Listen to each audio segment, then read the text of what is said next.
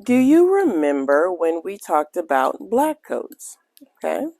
The black codes were a series of laws that were passed by the South at the end of the Civil War. Okay.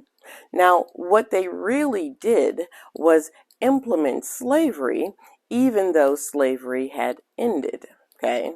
They were enacted to keep black people in their place as second-class citizens. Okay. And do you remember when I said that the North was racist too? We had that conversation, right? Right? Now, let's talk about black laws, okay? The black laws were the Northern's version of black codes. Yeah, they had them too. They had them too. And we are going to start with Illinois because Illinois was the Mississippi of the North. Remember, Mississippi had the harshest black codes. Remember?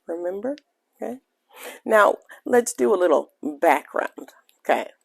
In 1819, the Illinois legislature passed the first of what were known as black laws, which were discriminatory laws that denied free black people basic rights. Okay?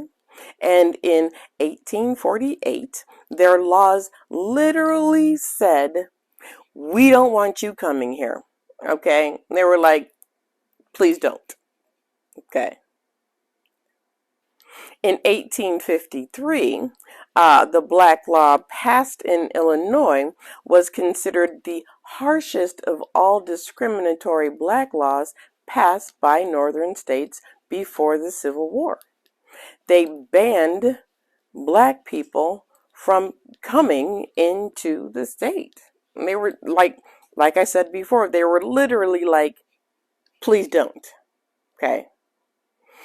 If free black people entered Illinois, he or she had to leave within 10 days or face a misdemeanor charge with heavy fines.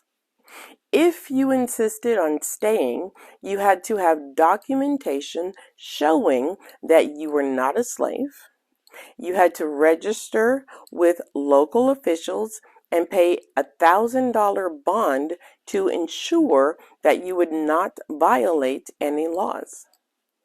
Any runaway slave found in the state could be sentenced by a justice of the peace to 35 lashes.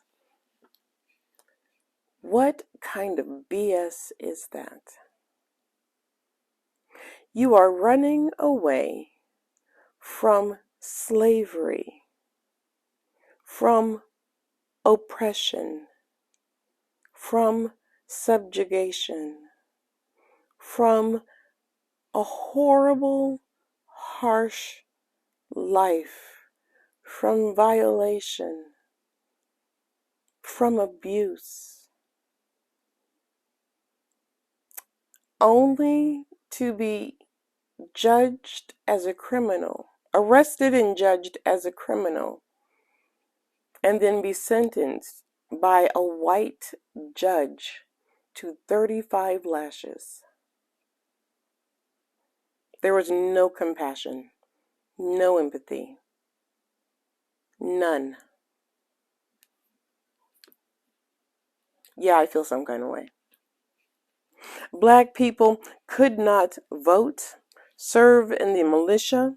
They could not assemble in groups of 3 or more. Black people assembling in groups of 3 or more could be jailed and flogged, which I was fascinated that they could not assemble in groups of 3 or more. In the South, I understood the fear of assembling groups of black people because they were afraid of black people overthrowing their oppressor. What was the fear in the North? They didn't have slavery, so what were you afraid of? You were just afraid of black people. Doing what? Living, existing, being, expressing themselves existing? Yeah, I'm angry. And black people could not testify in court or serve on a jury.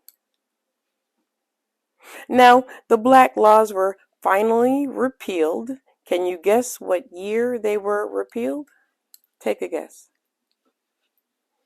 If you said 1865, you were correct. Illinois held a constitutional convention, and the new constitution repealed the black laws. And of course, yes, it coincided with the end of the Civil War. However, interestingly enough, the repeal did not grant voting rights or civil rights to black people. Black people did not get either until the 14th and the 15th Amendments and the Illinois Civil Rights Act of 1885. I find it interesting.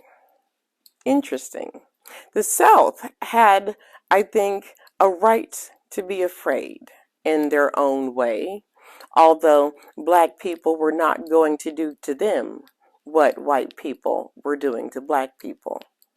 But what did the North have to be afraid of? They had no slavery. To my understanding, they were not systemically abusing black people to the same level that the South was. So why were you oppressing black people? It was just for the sheer hate of it all, I assume?